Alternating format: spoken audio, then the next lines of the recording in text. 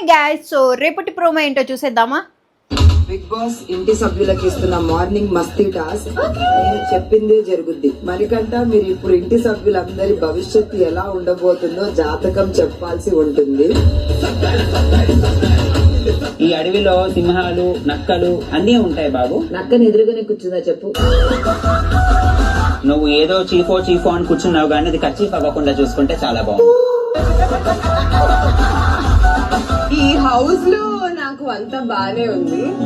ఒక వ్యక్తి మీద మనసు లబ్డబ్ అని కొట్టుకుంటుంది. ఈ బిగ్ బాస్ పంజరంలో 2 ప్రేమ చిలుకలు అంటే మీవే కదా. పృథ్వీ 6 అడుగుల అందగాడు తల్లి, ఆ జాను బావు. సో నా రివ్యూ ఇస్తాను. పృథ్వీది విష్ణుది అయితే ఓపెన్ రిలేషన్షిప్, ఇదైతే అందరికి తెలిసిందే. బట్ సీతుది ఇన్ని డేస్ అటు ఇటు అనిపించింది. అంటే సీతు ఓపెన్ కాలేదు అని నాకు, అంటే డైరెక్ట్ ఓపెన్ కాలేదు అనిపించింది. బట్ ఈ రోజు అయితే ప్రోమో చూడంగానే డైరెక్ట్ ఓపెన్ గా చెప్పేసిందంటే అనిపించింది. నిఖిల్ అంటే ఇష్టం అని చెప్పేసి హౌస్ మేట్స్ కూడా అందరు అదే అంటున్నారు.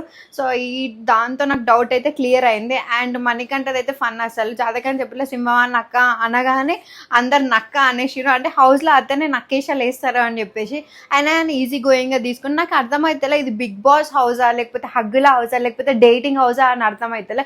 సో ఎవ్రీ టైం ఏంటంటే కొంచెం వార్ నడుస్తుంది, అక్కడక్కడ చిన్న ఒక్క కపుల్ అట్లా ఇట్లా ఉంటుంది.